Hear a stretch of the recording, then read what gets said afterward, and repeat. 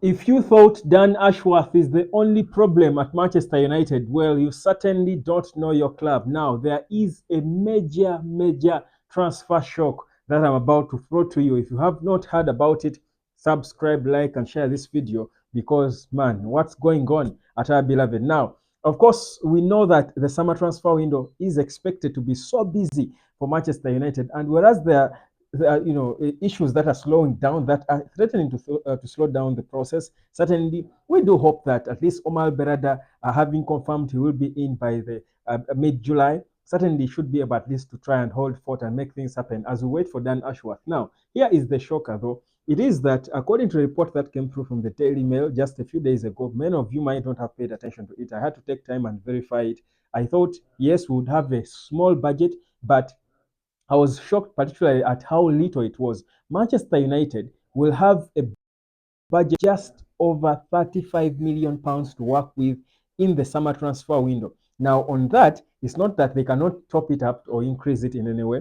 What they will have to do is to sell players and be able to top it up and sign the so many players we need, the likes of Michael Olise, because £35 million cannot even sign Michael Olise alone, who some people feel he will be the first signing Man United makes. So that has slowed down the entire process, in that INEOS are trying to get ways of creatively raising money to top onto that £35 million by cutting down on expenditures around Old Trafford, but most importantly, by looking at which players they can sell, and they know most of the players they want to sell are cheap because they are not exactly exciting. But also, some of those they think should be able to bring in some good money have either destroyed their seasons or do not want to move. So what are they then doing? They are trying now to come up with swap deals that would see them give away players and top on a little bit of the £35 million and maybe the few million, 60 or 80 pounds they can raise from the sale of some few players that they think they can be sure to sell. So it's a big mess going on around Man United in terms of the transfer business, and the window is becoming a very difficult game of chess. It's a very complicated end game for INEOS to try and manage right now as we do get into this business. Now, remember, all the players Man United has been linked with, from Jeremy Frimpong, if you talk about him in the right back. If you talk about players in the left back positions that we've been linked to, talk about Jean-Claire Todibo in the central defense, might be an easier one because it's owned by Jim Ratcliffe. Nice. We talk about players like Jared Braithwaite, talk about Bremer, talk about midfielders like Joao Neves. All the players we linked with, there is competition for them from clubs that have the money to spend. Now, that's the interesting bit, that the players we want, Michael Olise, are not players we only us are interested in, because remember, the idea for Eric Ten Hag, for INEOS, is to try and bring in a few world-class players in the team. Now, these world-class players are definitely the same players that the Liverpools, the Arsenals, the Chelseas, all these clubs will be looking at. So Manchester United is in that state where they are confused, I would say. Players like Marcus Rashford has got a long contract ending in 2028. He may not even want to leave himself. So he's the only chance, the biggest bet United had to raise at least £80 million. So the situation with Rashford now, of course, we know that no one can pay £80 million for him now. No one can take a gamble on him. If they do, they would want to cut down on the money they spend, or they want to they could cut down on his wages. Would he be able to allow that? That is a whole different case. Talk about Anthony Dos Santos. Who will want to sign Anthony Dos Santos even for £50 million? We want £50 million for Jadon Sancho. Who will pay that amount of money? So that's the confusion. That's the confusion that is making us stuck. We are saying, where are we going to raise the money to top onto the £35 million? That's the confusion going on in the heads of INEOS. It's a very difficult moment. It's a very difficult challenge, and the complication of Dan Ashworth makes it even worse.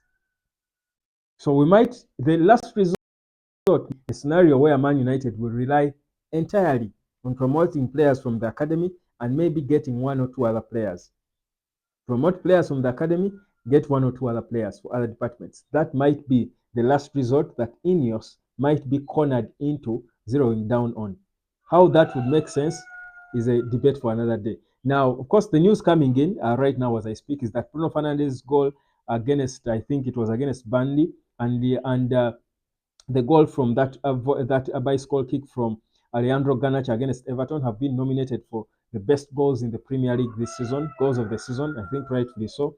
So definitely, I think Garnacho's goal for me is a Puskas Award winning goal. That's Puskas Award material. So I think it will have an edge over over Bruno's and any other goals that were scored. But yeah, that's where we are. So that's going on around Manchester United. There is no money to spend.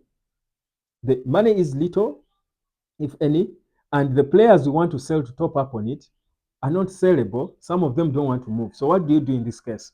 Go down in the comment section and tell me, if you're INEOS, if you're Sir Jim Ratcliffe, what then do you do? Do you end up, because what the other thing Man United can do, what INEOS could do to raise money, is to sacrifice one of their biggest assets.